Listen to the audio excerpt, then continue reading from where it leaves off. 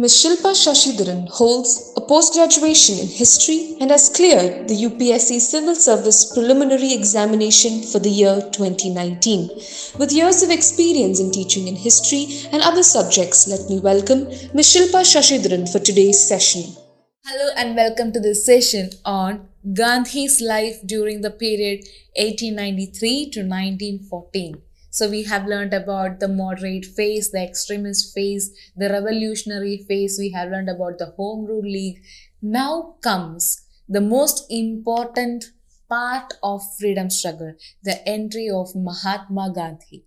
So we are going to first learn about Gandhi's initial life, how he started his satyagraha, the practice of satyagraha, his life in South Africa, and then how he returned to India and made himself the people's leader. Okay, so let's start the class. Born in Porbandar in Gujarat, Mohandas Karamchand Gandhi, that is the full name of Gandhiji, Mohandas Karamchand Gandhi, and he was born in Porbandar in Gujarat and belonged to the merchant caste and completed his education in law from Britain and further went to South Africa for practicing. So he was a lawyer who completed his law education from Britain and he went to South Africa for practicing as a lawyer. Okay. Now his father was a lawyer and an important government official. And it was the time when Indians had to go through a series of racial injustice, discrimination, and degradation in South African colonies. So the African continent was colonized by the European powers and South Africa was under the British, it was also a British colony, and that is where actually Mahatma Gandhi went to practice as a lawyer. Okay, and at that point of time, the Indians there in South Africa had to face so many discrimination on the basis of their nativity, their color, the apartheid system, the racial discrimination system was going on in South Africa at that point of time. Okay, now the laborers and merchants in South Africa were denied the right to vote and were supposed to register and pay the poll tax. Now, a poll tax is a tax that is levied on all the adults, irrespective of their remuneration. Doesn't matter if the person is working or if he has a salary, doesn't matter, but poll tax is levied on all, and usually it is associated with voting.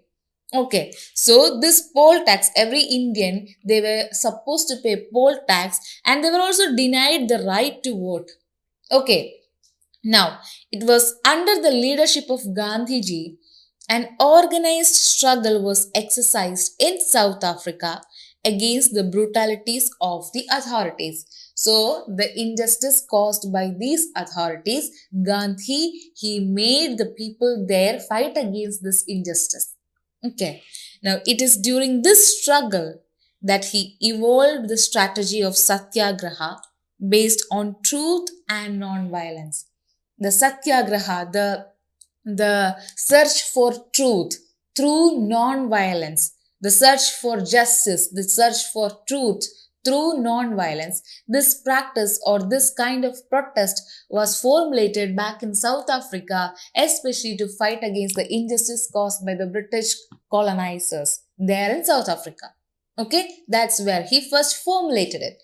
Now, how Gandhi reacted to injustice done in South Africa towards the Indians. Now, what are the different ways? How did Gandhi protest against this discrimination in South Africa? Mohandas Karamchand Gandhi and his life in South Africa from 1893 to 1914 is what we are studying right now. Let's see. Gandhi first reacted against discrimination during a train journey in South Africa. So, what happened in that train journey? So, one day Gandhi was going in this train and he was asked to give up his seat for a white person despite having a first class ticket. So, Gandhi, he took a first class ticket in the train and sat there on his seat. but he was asked to give up his seat because he was an Indian to a European traveler. Okay, and at that time, only whites were allowed to travel in the first class compartments. That is the discrimination. Even if a non white could afford a ticket in the first class, he was not supposed to travel in that. It was completely for the whites. Okay. Now, when he refused to oblige, when Gandhiji decided not to give up his seat for the European, Gandhiji was thrown out of the train. And this incident influenced him, and he decided to launch a campaign against the indifference and racism of the authorities in South Africa. So, this was a trigger, and he launched a campaign against this discrimination against the colored, the non-white people in South Africa. Now, he grew as a leader while fighting against the indifferent system followed by authorities of South Africa and made his first public speech there, highlighting truthfulness as the main theme. So, slowly he became a leader of protest and he highlighted the quality of truthfulness in people while they actually go seeking justice. Okay. Now, the sole aim of the speech was to create awareness among Indians residing in South Africa of oppression and raise the issue of his experience of being denied the opportunity to travel in first class on railways. So, this speech that he gave and the speeches that he gave the people to rise up against this oppression, the main aim of this was to make the people aware that they are being discriminated. Everybody should have equal laws, but that is not happening. They are being discriminated. Racial discrimination is what is happening to them. So they have to raise their voice against this. This awareness was being inculcated in the people there through Gandhiji's speeches and his leadership. And his speech drew the attention of the authorities, and partial victory was attained when the first class tickets were issued under the condition that the tickets were being issued only to Indians dressed properly. Now, there also a discrimination and inferiority notion was already applied, but then the British authorities they decided that first class tickets would be given to the Indians who were dressed properly. Okay, now it is then when Gandhi developed the concept of satyagraha, which brought the Indians residing in South Africa together, irrespective of communities, language, and religion. So, this technique of satyagraha, to protest against the authorities and seek the truth to get justice, this was formulated back in South Africa against this discrimination, and this helped in bringing the Indians residing in South Africa without a barrier of religion, race, caste, or sex, or anything. Welcome to a session on Gandhi's life during the period 1893 to 1914. Born in Porbandar in Gujarat, Mohandas Karamchand Gandhi belonged to the merchant caste and completed his education in law from Britain and further went to South Africa for practicing. His father was a lawyer and an important government official. It was the time when Indians had to go through a series of racial injustice, discrimination, and degradation in South African colonies. The laborers and merchants in South Africa were denied the right to vote and were supposed to register and pay to poll tax. It was under the leadership of Gandhiji an organized struggle was exercised in South Africa against the brutalities of the authorities.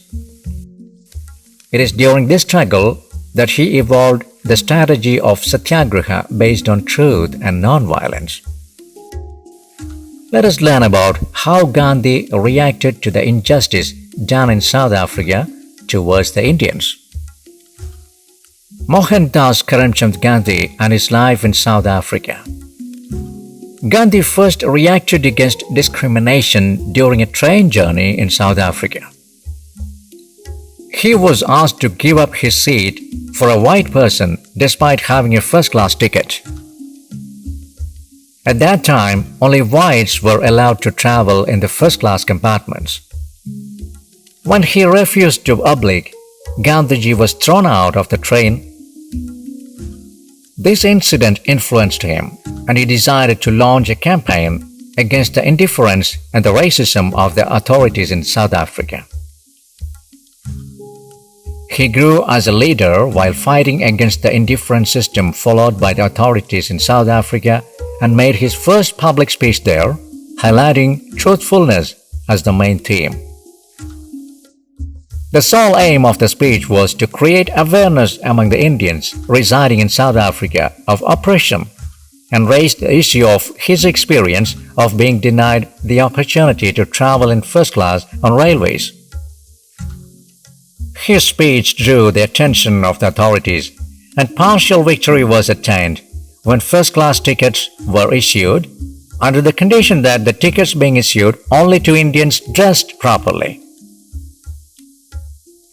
It is then when Gandhi developed the concept of Satyagraha, which brought the Indian residing in South Africa together irrespective of the community's language and religion. In 1894, a franchise amendment bill was introduced aiming to limit the franchise to Indians who had the right to vote. This caused an outrage among the Indians. National Indian Congress, the first permanent political organization, was formed to protect the rights of Indians in South Africa. After 2 years of formation of the organization, Gandhi declared himself as a political leader in South Africa in 1896. Gandhi sympathized with the Boers in the Second Anglo-Boer War that broke out in 1899. However, he asked the Indian community to stand with the British cause as they claimed their rights as British subjects. Gandhi was also involved in the formation of the British Indian Association in 1903. The main motive of the association was the prevention of any proposed deportations of the Indians. The next year, he established an Indian community known as Phoenix Settlement outside of Durban in 1904. Exactly 2 years later, in 1906, he took the vow of adopting Brahmacharya.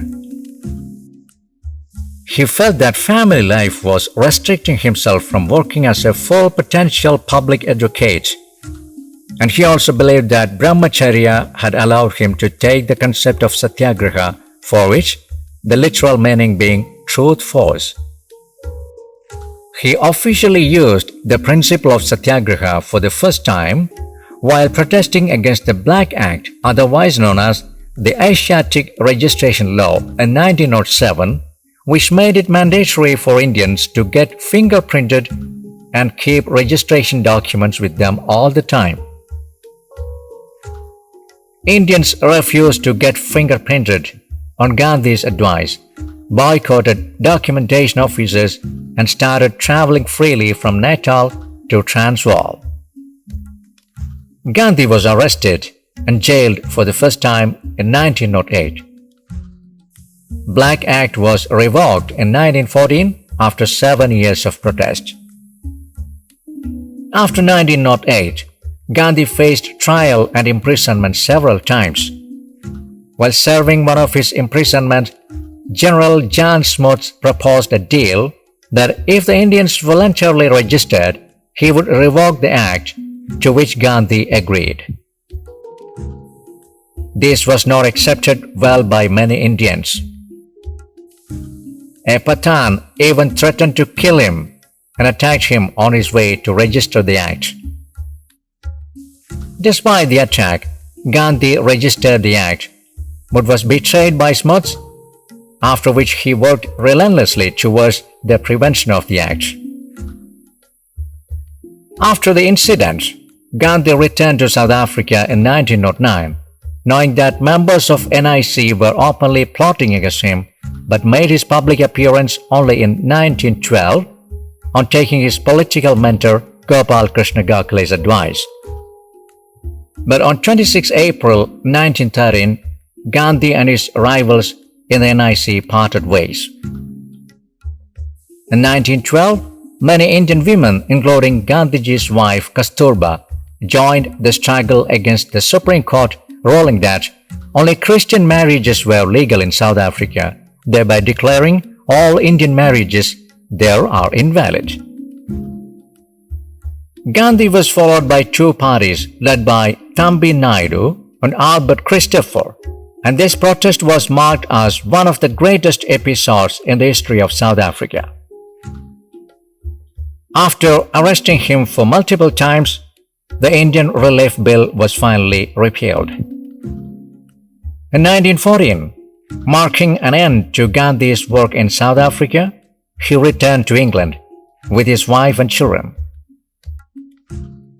But he could travel to India only in January 1915, as he was traveling at a time when World War I broke out.